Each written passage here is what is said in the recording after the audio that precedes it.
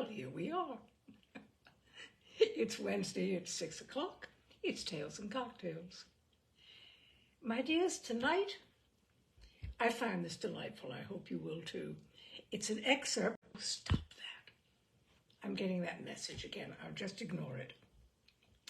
It's an excerpt from a book entitled Our Hearts Were Young and Gay by Cornelia Otis Skinner and Emily Kimbrough.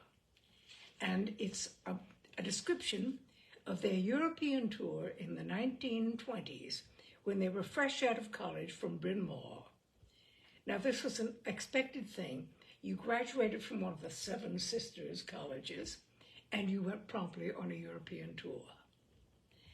Now, Skinner wrote of Emily Kimbrough, "To know Emily is to enhance one's days with gaiety, charm, and occasional terror." Strangely enough, during the Second World War, this book, Our Hearts Were Young and Gay, was used as a code book, and I have no idea what that was all about, but okay. So, this excerpt from Our Hearts Were Young and Gay is entitled An Unusual Hotel. We had acquired the address through my mother. Mother was a joiner. She would join any organization of which her friends were presidents or committee members, provided, of course, the dues weren't excessive.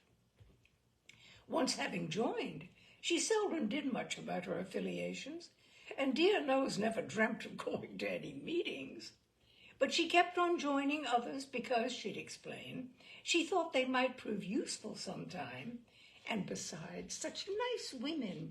One of her enthusiasms was an instructive little endeavor known as the Ladies' Rest Tour Association.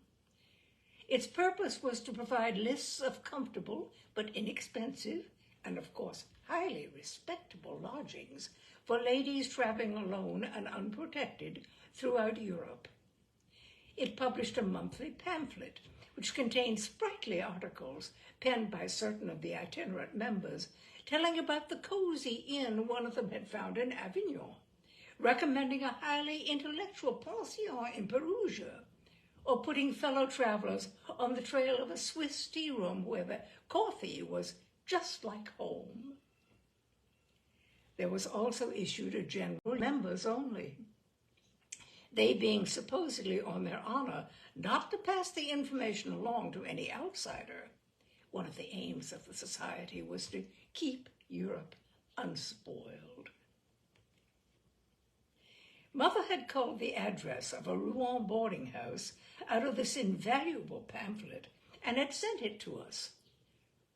She may have written it down wrong, or the Ladies' Rest Tour publication may have been guilty of a misprint, but it was clear someone had blundered, for the hostelry proved to be one which had little to do with rest, and Lord knows nothing remotely to do with ladies.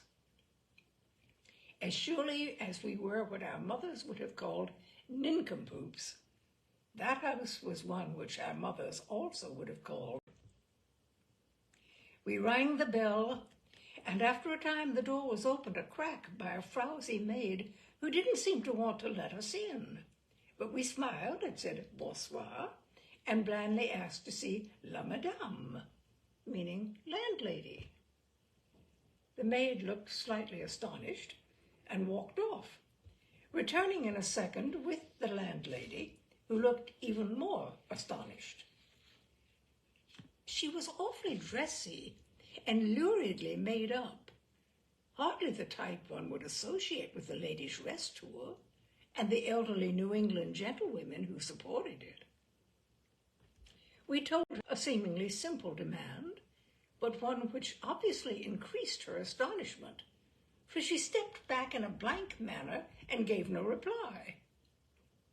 I was afraid she thought that two girls arriving alone and on foot might detract from the gentility of her pension. So, to establish our respectability, I told her that her house had been recommended to us as just the place for deux jeunes filles, two young ladies. She murmured a faint, "Ah," and beckoning us to follow, led us down a hall. It was lined on either side with smallish rooms, rather elaborately decorated. Some of the doors were open, and we caught glimpses of the other guests, who seemed quite surprised to see us, and we were indeed surprised to see them, in very striking evening dresses. This was certainly unusual, but we concluded they must all be waiting to go out to a dinner party. It never once occurred to us that we weren't exactly in keeping with the ton of the place.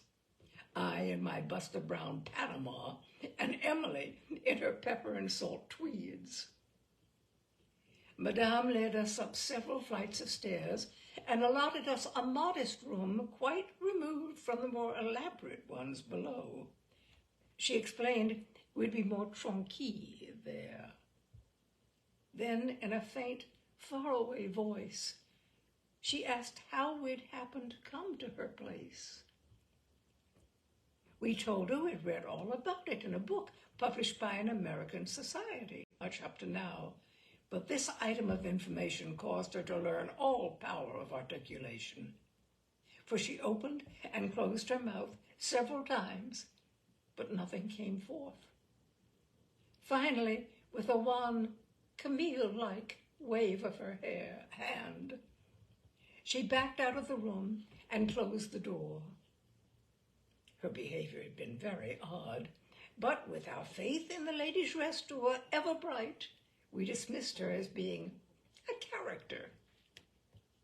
We watched a restaurant where we dined.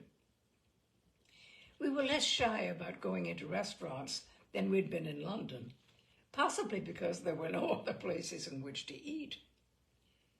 Then we returned to our snug abode. The frowsy maid, still looking astonished, admitted us, and we went down the long hall, tiptoeing, because the doors were all closed now, and we didn't want to disturb anybody. We could hear the sound of laughter and music coming from a back room, but we felt too tired to join in the fun, so we climbed the flights of stairs and went to bed. We were very comfortable, but I couldn't help feeling that this was an eccentric sort of pension, and Emily remarked that it lacked that home. Once in the night, we woke with a start. People were walking in the corridor outside. We could hear a man's voice, and someone tried the handle of our door. Then we heard Madame speaking sharply to whoever it was, and evidently she pulled him away. We thought it very nice and motherly of her to be up watching out for her boarders. But just in case we might be disturbed again, we did take the precaution of pushing the bureau against the door, after which we slept the sleep of babes. Easies, we rose, packed, and asked for the bill.